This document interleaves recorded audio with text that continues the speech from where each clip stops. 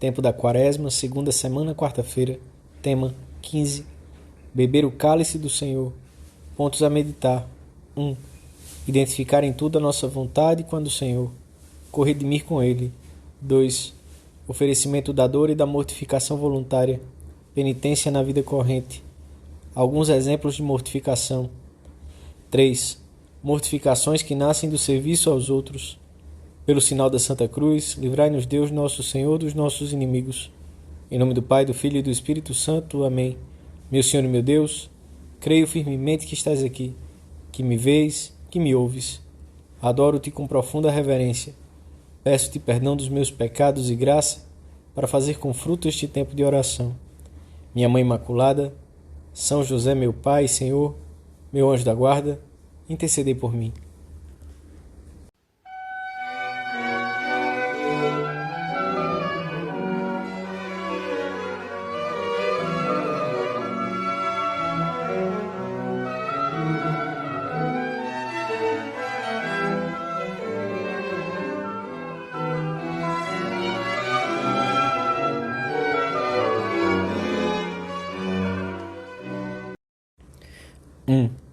Jesus fala pela terceira vez aos seus discípulos da sua paixão e morte, bem como da sua ressurreição gloriosa, enquanto se dirige a Jerusalém.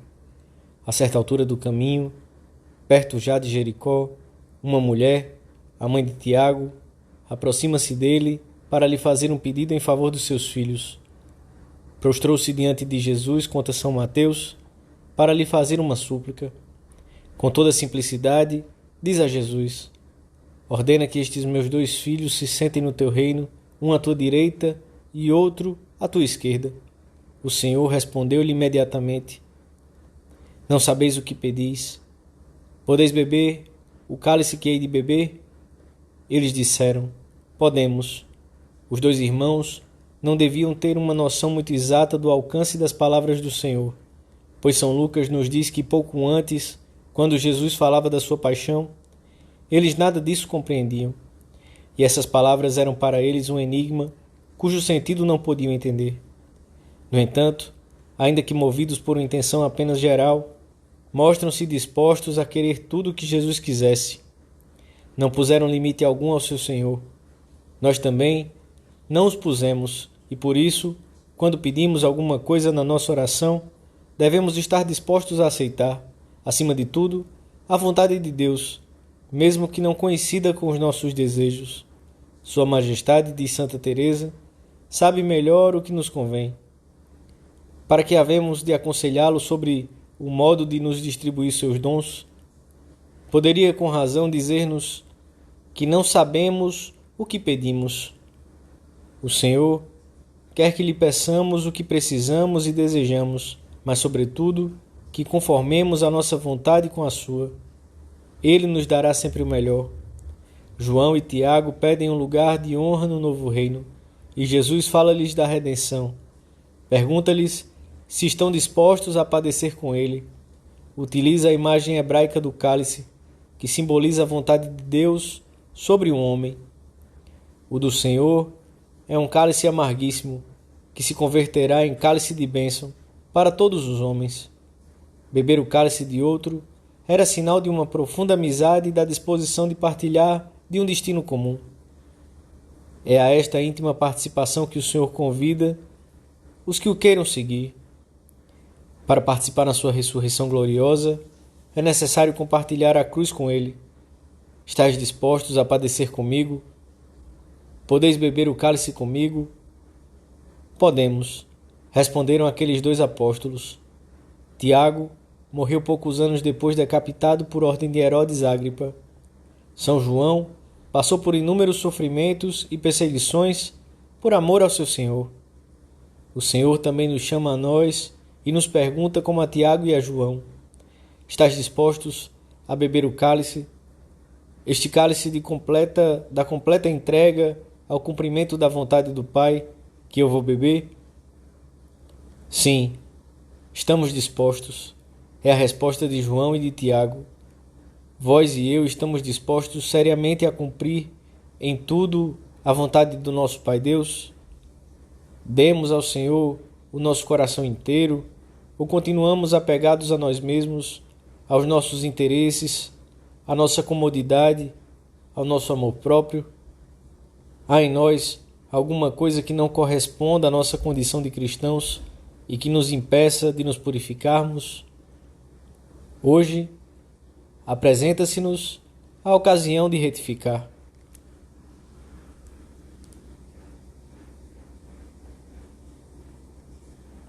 2.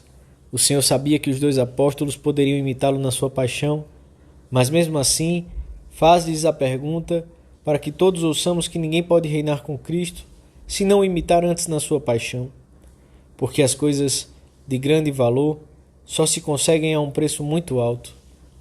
Não existe vida cristã sem mortificação. É o seu preço. O Senhor salvou-nos pela cruz. Com sua morte voltou a dar-nos a esperança, o direito à vida. Não podemos honrar se não reconhecermos como nosso Salvador, se não honrarmos no mistério da cruz.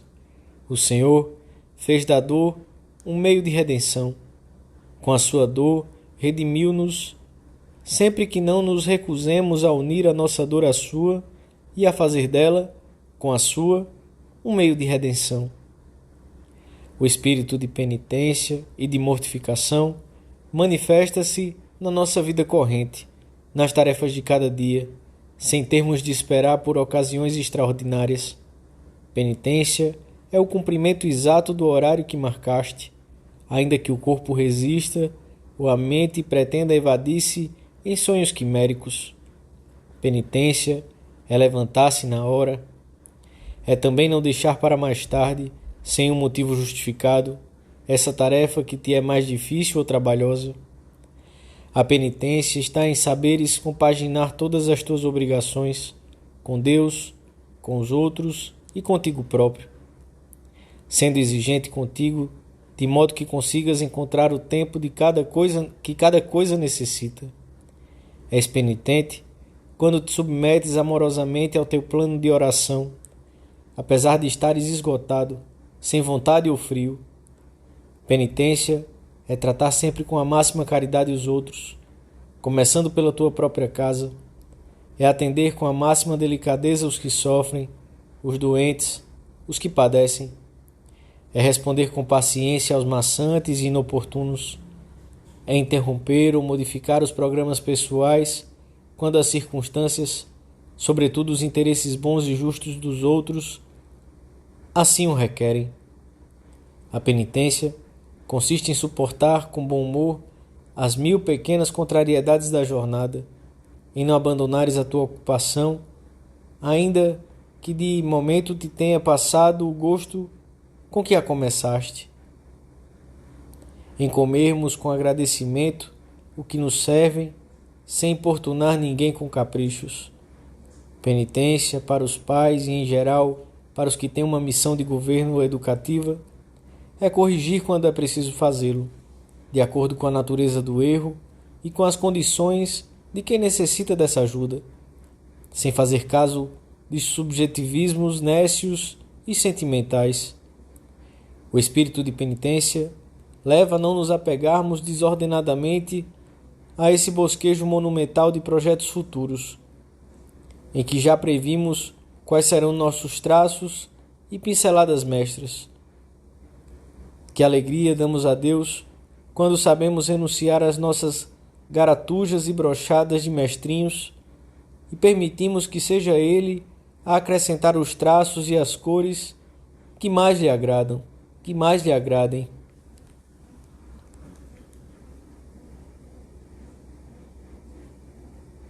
Três. Os outros discípulos que tinham ouvido o diálogo de Jesus com os 2 irmãos começaram a indignar-se. Então o Senhor disse-lhes: Sabeis que os chefes das nações as subjugam e que os grandes as governam com autoridade. Não seja assim entre vós. Todo aquele que quiser tornar-se grande entre vós, faça-se vosso servo. E aquele que quiser tornar-se entre vós o primeiro, faça-se vosso escravo. Pois o Filho do Homem não veio para ser servido, mas para servir e dar a sua vida em resgate por uma multidão. O serviço de Cristo à humanidade tem em vista a salvação. A nossa atitude deve ser a de servir a Deus e aos outros com sentido sobrenatural, especialmente no que se refere à salvação, mas também em todas as ocasiões que se apresentem em cada dia. Devemos servir mesmo aqueles que não nos agradecem, sem esperar nada em troca. É a melhor maneira de darmos a vida pelos outros de um modo eficaz e discreto e de combatermos o nosso egoísmo que tende a roubar-nos a alegria. A maior parte das profissões é um serviço direto aos outros. As donas de casa, os comerciantes, os professores, as empregadas domésticas, todos eles, de um modo mais ou menos direto, realizam o serviço. Oxalá não percamos de vista este aspecto que contribuirá para nos santificar no trabalho. O espírito de serviço exige mortificação e esquecimento próprio, e por isso haverá ocasiões em que colidirá com a mentalidade de muitos que só pensam em si mesmos. Para nós, cristãos, servir é o nosso orgulho, é a nossa dignidade, porque assim imitamos a Cristo e porque, para servirmos voluntariamente por amor, temos de pôr em prática muitas virtudes humanas e sobrenaturais. Esta dignidade manifesta-se pela disposição de servir segundo o exemplo de Cristo, o qual não veio para ser servido, mas para servir. Se, portanto, à luz da atitude de Cristo, é só servindo que se pode verdadeiramente reinar. Por outro lado, o servir reclama tal maturidade espiritual que se torna necessário defini-lo precisamente como reinar. Para se poder servir digna e eficazmente aos outros, é necessário saber dominar-se, é necessário possuir as virtudes que tornam possível tal domínio. Não nos importemos de servir e ajudar muito os que estão ao nosso lado, mesmo que não recebamos em troca nenhum pagamento ou recompensa. Servir com Cristo e por Cristo é reinar com Ele. A nossa mãe, Santa Maria, que serviu a seu filho e a São José, nos ajudará a dar-nos sem medida nem cálculo.